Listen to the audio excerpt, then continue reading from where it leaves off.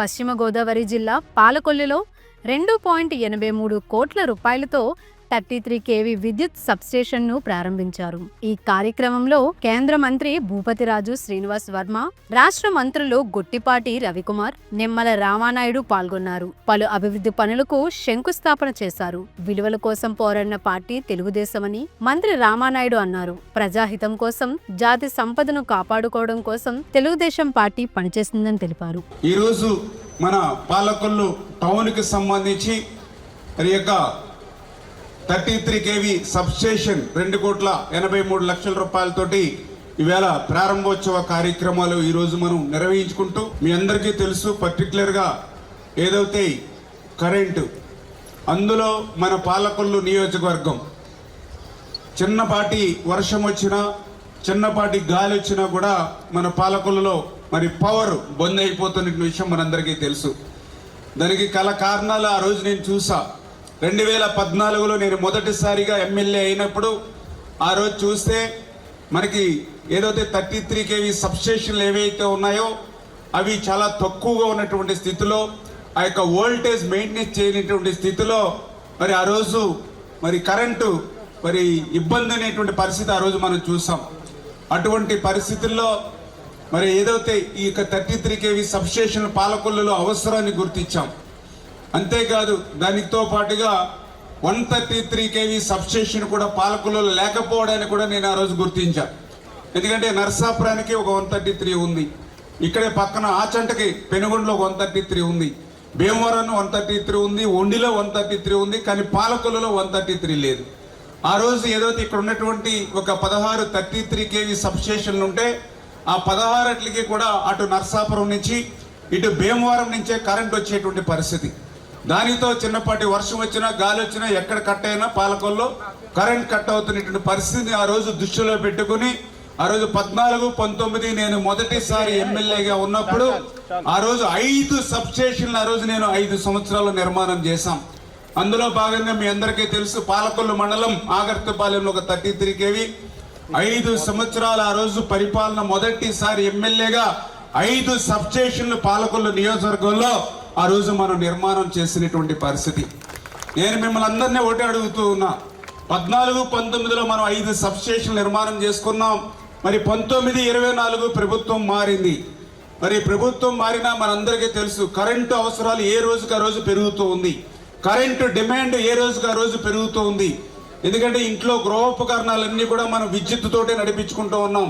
ఇంట్లో వాటర్ పైకి ఎక్కాలంటే మోటార్ ఆన్ చేసుకోవాలి, ఇటు మిక్సీ ఆన్ చేయాలి, అటు గ్రైండర్ ఆన్ చేయాలి, ఇక్కడ ఫ్రిడ్జ్ పని చేయాలి, అక్కడ ఫ్యాన్ తిరగాలి, అక్కడ ఏసీ పని చేయాలి. ఎందుకంటే మన కోసం కాకపోయినా చిన్న చిన్న పిల్లలు ఈ టెంపరేచర్ తట్టుకోలేకపోతుంటే మధ్య తరగతి పిల్లలు వాళ్ళు కూడా ఈరోజు ఏదో ఒక రకంగా పొదుపు చేసుకుని ఏసీలు పెట్టుకుని ఇంట్లో లేకపోతే ఉండలేనిటువంటి పరిస్థితి పిల్లలు.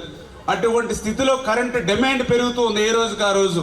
నేను ఎందుకు చెప్తున్నానంటే ఆ రోజు 14, 19లో పెరుగుతున్నటువంటి డిమాండ్కి అనుగుణంగా నేను 5 సబ్స్టేషన్లు పాలకొల్లో నిర్మించా.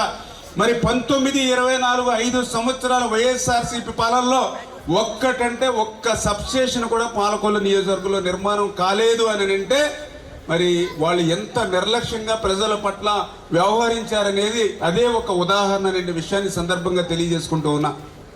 ఇటువంటి సబ్స్టేషన్ కానీ 133 కానీ కనీసం మరి ఒక్క పునాది రాయి కూడా నిర్మాణం చేయకుండా ప్రజల బాగుల్ని పట్టించుకోనిటువంటి వాళ్ళు 5 సంవత్సరాలు మిమ్మల్ని అందరినీ గాలికి వదిలేసినటువంటి వాళ్ళు ఈవేళ మనకు అవసరం ఆ పాలకొల్లు నియోజకవర్గంలో అటువంటి వైసీపీ నాయకులు కానీ అటువంటి మరి వైసీపీ మరి ఈవేళ ఎవరైతే ఉన్నారో అవసరమో కాదో మీరు ఒక్కసారి ఆలోచన చేసుకోవాలి.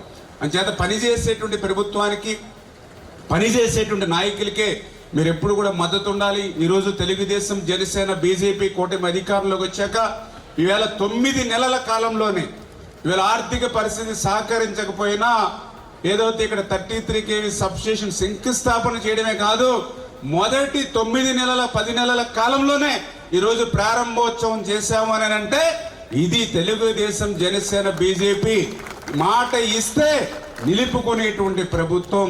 ఎందుకంటే ఎప్పుడు కూడా తెలుగుదేశం పార్టీ అంటే ఆ రోజు ఎన్టీ రామారావు గారి దగ్గర నుంచి ఈ రోజు చంద్రబాబు నాయుడు గారి వరకు, అదేవిధంగా పవన్ కళ్యాణ్ గారు కానీ, నరేంద్ర మోడీ గారు కానీ ఒక విలువలతో కూడినటువంటి రాజకీయం చేసినటువంటి పార్టీలు ఇవన్నీ కూడా.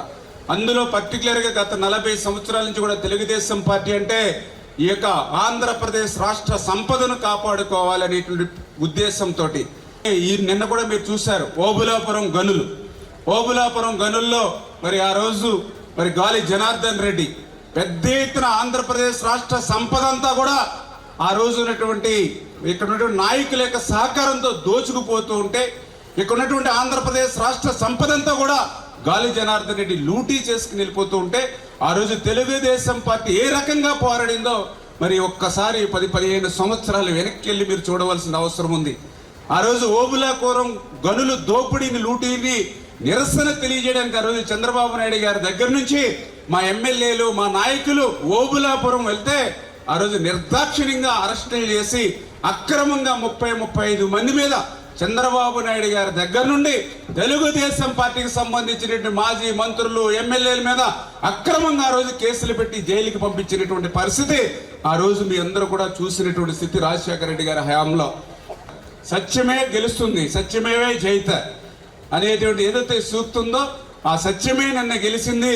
ఆ యొక్క గాలి జనార్దన్ రెడ్డి ఏదైతే దోపిడీ ఏదైతే ఉందో లూటీ ఏదైతే ఉందో దానికి ఆయనకి 7 సంవత్సరాలు మరి కఠిన జైలు శిక్ష నిన్న విధించారని అంటే ఈ దోపిడీ లూటీ మీద ఆ రోజు తెలుగుదేశం పార్టీ ఆ రోజు చంద్రబాబు నాయుడు గారు చేసినటువంటి పోరాటం మరి నిన్న ఫలించినటువంటి పరిస్థితి.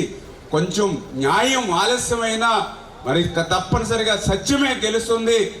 ఎప్పుడు కూడా ఆ రోజే కాదు ఈ రోజు కాదు ఎప్పుడు కూడా ఈ ఆంధ్రప్రదేశ్ రాష్ట్ర సంపదను కాపాడుకోవడానికి తెలుగు జాతికి రేపు వారసత్వంగా వచ్చేటువంటి ఆస్తుల్ని కాపాడుకోవడానికి ఎప్పుడు కూడా ఆ రోజు తెలుగుదేశం ఈ రోజు తెలుగుదేశం జనసేన బీజేపీ ఎప్పుడు కూడా పనిచేస్తామనే విషయాన్ని మరొక్కసారి మీ ద్వారా కూడా తెలియజేస్తాం.